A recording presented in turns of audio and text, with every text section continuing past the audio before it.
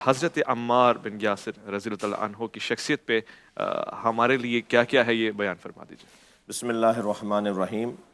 حضرت عمار یاسر، حضرت سمیہ اور حضرت یاسر کے وہ سپوت، وہ فرزند، وہ بیٹے کہ جنہوں نے اسلام کی بنیادوں میں اپنا خون رکھا۔ ہمارے یہاں ایک محاورتاً اور عادتاً اور رسماً ایک کام کیا جاتا ہے کہ جب کوئی نئی عمارت بنائی جاتی ہے تو اس میں ایک خون کا صدقہ دیا جاتا ہے اور جانور ذبح کیا جاتا ہے، اور پھر اس کے لیے سوچا جاتا ہے کہ اب یہ اللہ نے اس صدقے کی اس اسلام کی بنیاد میں جن کا خون رہا ہو۔ اور پھر حضرت سمیہ کے لیے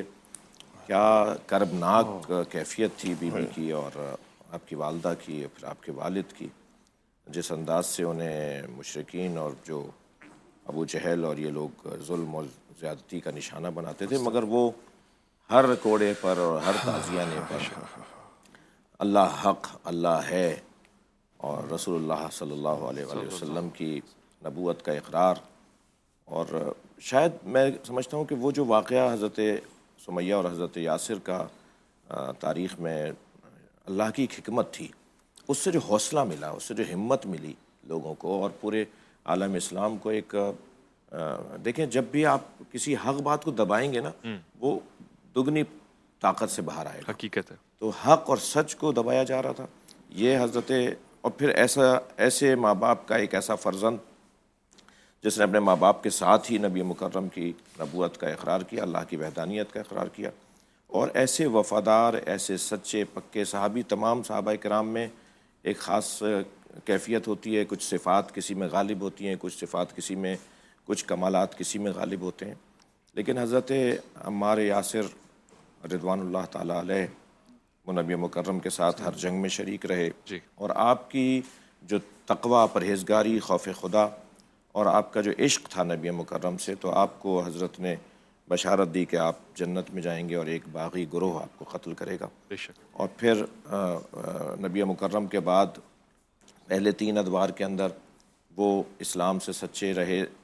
اور بہت سارے صحابہ کرام کی طرح، اور پھر مولا کائنات حضرت علی علیہ السلام کے ساتھ آپ کا بڑا گہرا تعلق، اور اتنا گہرا تعلق کہ جب آپ نے خلافت چوتھے مرحلے میں قبول فرمائی تو جب خطبہ حضرت علی نے دیا تو آپ گویا، میں آج کی زبان میں اگر کہوں تو مولا کائنات کے منشی کے طور پر، سیکٹری کے طور پر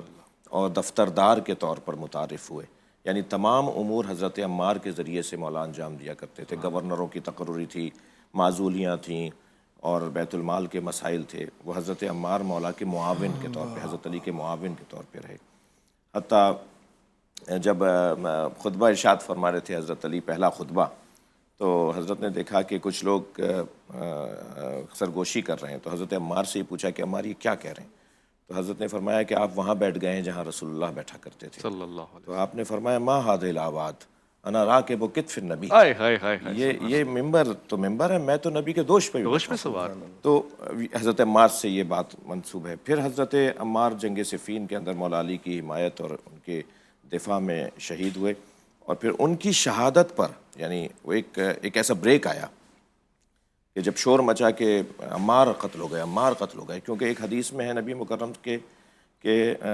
الحق مع العمار والعمار مع الحق، اللہ، یہ ایک عنوان آپ کی عظمت کا اور فضیلت کا سرکار دو جہاں نے ارشاد فرمایا، کیونکہ حضرت عمار اس وقت میں کسوٹی بن گئے تھے صحیح امت کے لیے۔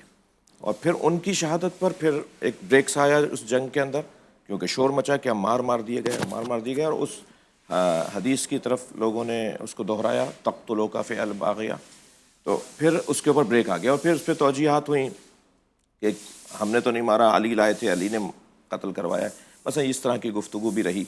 لیکن مجموعی طور پہ حضرت عمار کی قربانیاں، اور حضرت نے امیر المومنین علی بن ابی طالب علیہ السلام نے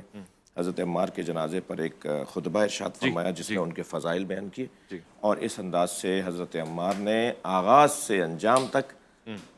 اچھے چہرے کے ساتھ، ایک روشن تابناک کردار کے ساتھ اسلام کی خدمت